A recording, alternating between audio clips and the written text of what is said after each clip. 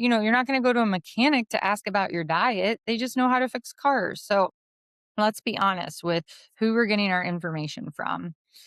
So GLP-1s, they help with the glycemic control because they're working at that agonist pathway, and you're going to eat less calories. But the problem is that this is not protecting muscle.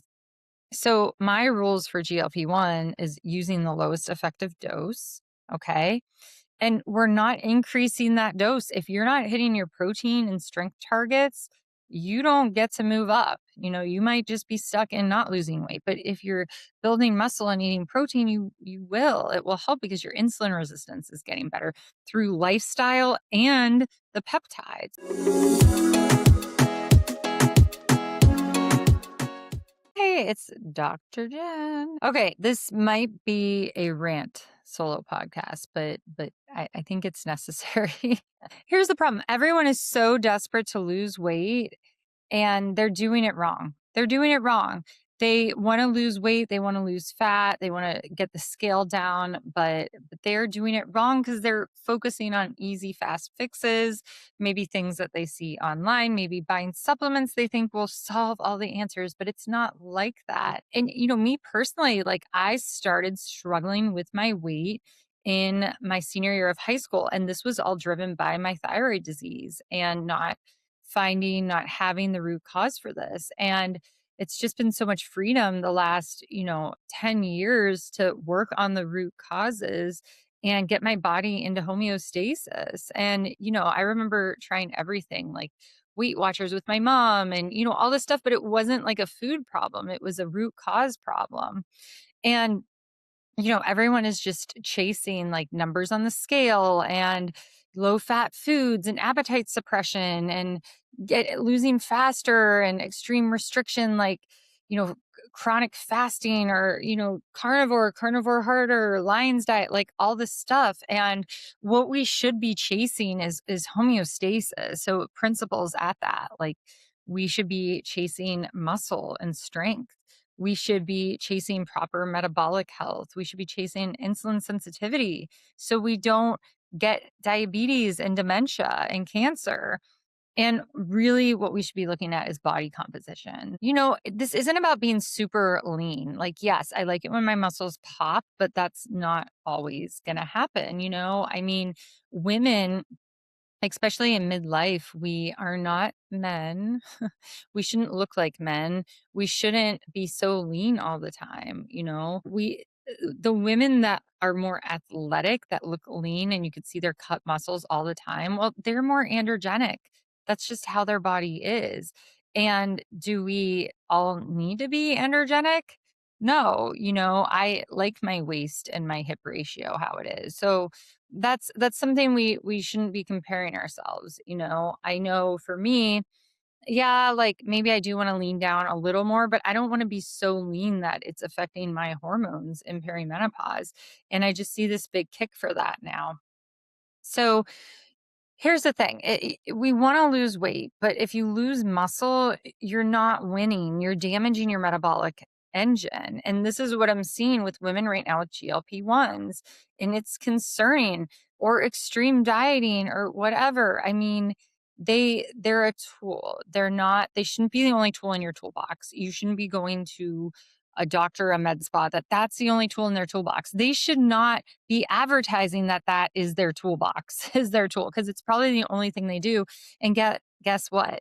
They're trying to get rich off of you. I know a doctor from where I came from that is opening, online clinics for GLP-1s and all this stuff. And he's more of a businessman and just wants to make money. He doesn't care about your health. Okay. And that's what's really frustrating is a lot of people are jumping into the wellness world and they have no right to be in it. They don't have the schooling. They didn't do functional or integrative medicine, but they're all calling themselves that. And, they need to, you need to look at their website and see if they're actually trained in this stuff. Anyway, told you this would be a rant. So let me give you a framework. Okay. So the big key is weight loss is not the same as fat loss, especially visceral fat loss. Okay. The fat that hangs around your belly and inside your organs and is causing inflammation and damage to your health. So, when we're on GLP-1s or really aggressive diets, even like a keto or carnivore diet, the concern is we want to lose fat. So, with keto and carnivore, yes, you're going to be burning more fat and maintaining more lean muscle. But if you are doing it so hard or not cycle syncing, which listen to my cycle syncing stuff, then you could be producing some fat from cortisol. Okay. So that's why women are different. We are not men. Okay. So then we look at GLP-1s. GLP-1s, you're going to be losing lean mass. We know that. Unless you do something about it, you will lose muscle on a GLP-1. Let me repeat that. Unless you are doing something purposefully and intentively, you will lose muscle mass on a GLP-1 medication. Okay. No matter what dose. Usually the higher doses, yes. The micro doses, the small for inflammation, usually you're not. But we still have to be careful. So, usually majority fat loss or majority is for semaglutide and tirzepatide. Majority is you are still losing fat, which stores toxins, but also losing a lot of lean muscle mass. Okay. So that's why you see people shrinking. Yes, obviously they're losing some fat, but you're not, you're losing that lean muscle too. So what happens when you stop and go back to just not on a GLP-1, which we should be cycling these? Well, you're going to gain weight back and it's going to be most likely fat because it's hard to gain lean muscle. It is a challenge to gain muscle. So we have to maintain what we have, not lose it. So the goal is not just weight loss, it's not shrinking, it's body composition. Okay. Why? Why do we care about muscle? Muscle is a longevity organ. We know that. It helps keep us our insulin sensitivity good. It helps our resting metabolic weight. You better bet you can eat more if you have more muscle. It's fabulous.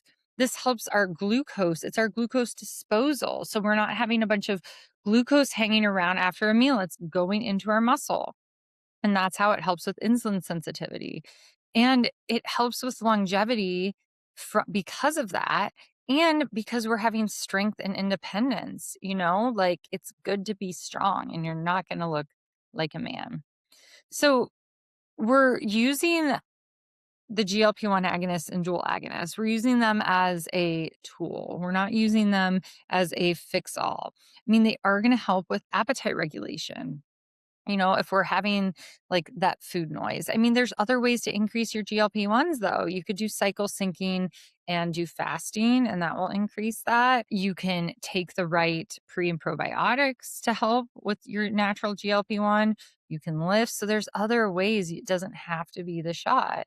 Do I use it in women that have like tried everything or they're stressed out in trying anything more?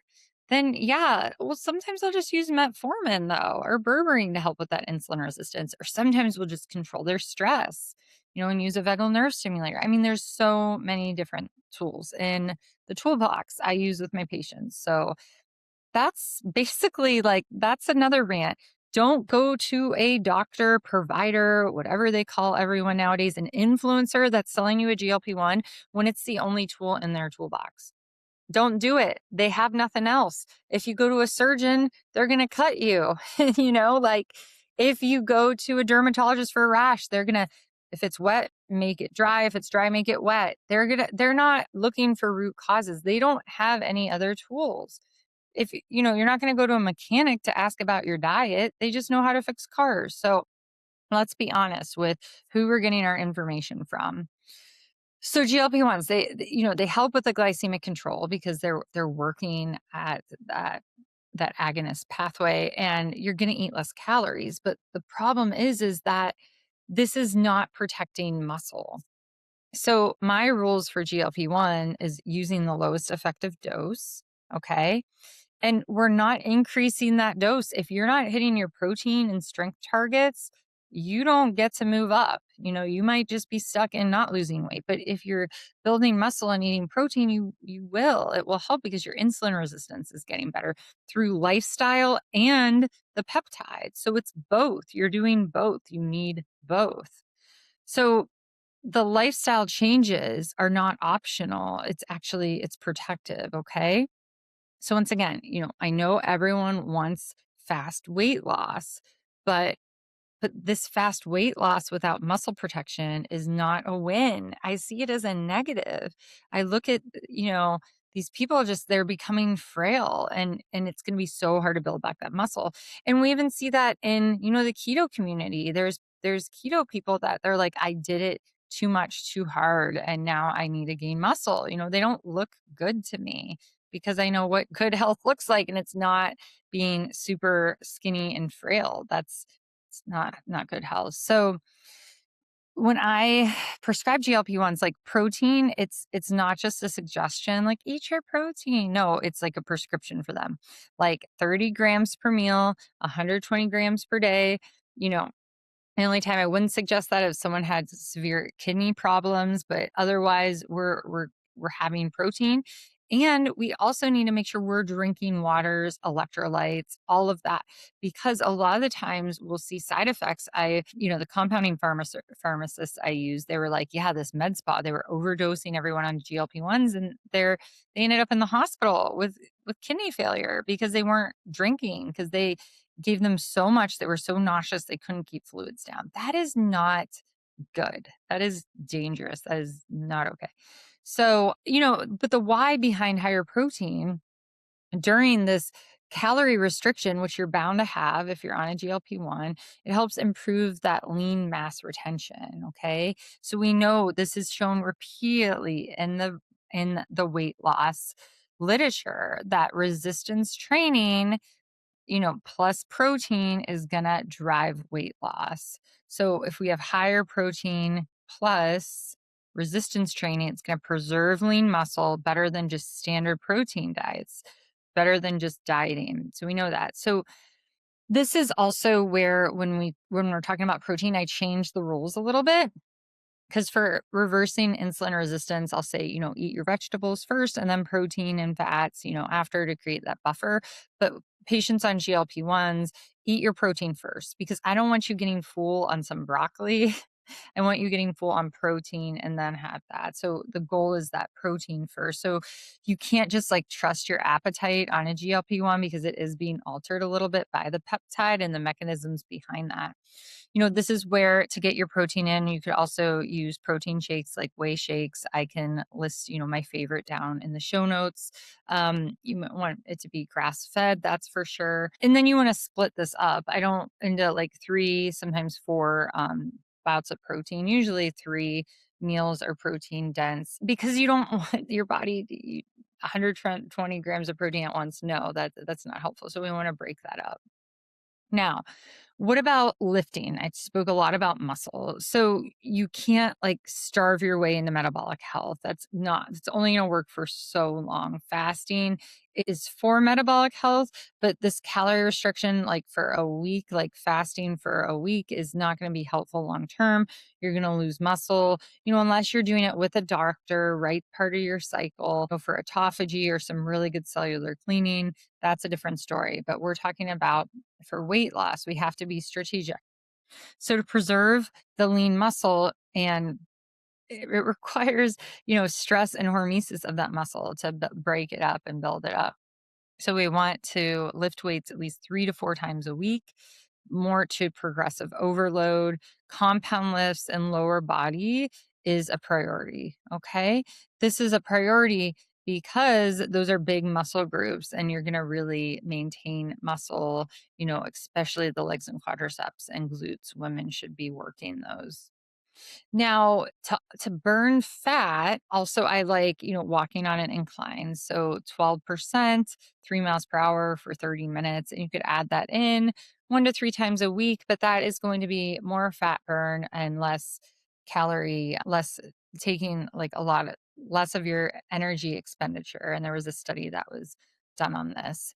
Now, the strongest signal to preserve lean muscle mass during weight loss is resistant training. So if you're not lifting, you're sending the wrong signal to your metabolism. And then supplements. So there's also non-negotiable for me with patients on a GLP-1 or any weight loss program. So we want to support muscle, metabolism, and mitochondria. Okay, so muscle, metabolism, and mitochondria. So creatine is amazing. So creatine monohydrate, 5 grams. I'll list my favorite in the show notes. So creatine plus resistant training increases lean mass and strength across age groups. There's been many studies that have shown that. So if you're not taking creatine, I think that would be a great idea.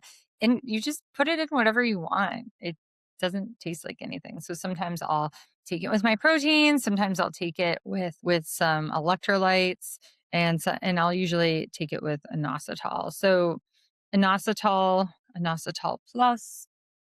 So this is, I love this. This is so good, especially for my insulin resistant PCOS patients. So we know that an myoinositol improves insulin sensitivity and metabolic markers in multiple human studies. So this is especially across patients that have insulin resistant and metabolic problems because it's supporting glucose signaling, how insulin responds, and our metabolic flexibility. So that is an important for anyone in midlife, anyone on a GLP-1, inositol support is very important. And then, magnesium is really important at night. So it's going to help with sleep quality, muscle relaxation, and nervous system regulation because, it's a stressor to lose weight and it's difficult. So magnesium is really going to help support those muscles while you're lifting. And then we also need just mitochondrial support with a multivitamin is helpful. So MitoBoost is what I love and recommend to my patients on a GLP-1. Multiple, B vitamins, CoQ10, and other things can really help support the mitochondria while we're going through weight loss. And then finally, a plant-derived peptide complex called PeptiStrong is very helpful when someone's on a GLP-1. I almost always have my patients on a form of PeptiStrong, and that's going to help with muscle protein synthesis signaling. There's improved markers for recovery, which a lot of the times recovery is it's a concern for patients that are getting into a new resistance training. They don't like that feeling sore. And then also helps just supporting lean muscle mass support in human trials. So this is one of a newer muscle support bioactive peptide that can help, which is great.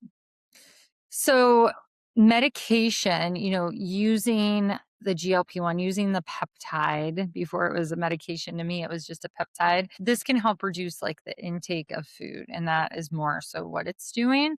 But our these lifestyle changes that I spoke about helps determine the body composition, and that is most important. So GLP-1s can help lower the calories in most cases, but protein and lifting decide what kind of weight you lose. Are you losing fat? Or are you going to lose fat and muscle? So without the strength training and the protein, you will lose muscle. But if you don't do those, you will lose both.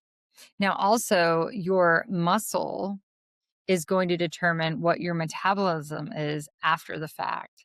So that is why we see so much weight gain when people get off of these or off of the high doses, which they should, because high doses for a long time have side effects. So once again, share this with someone.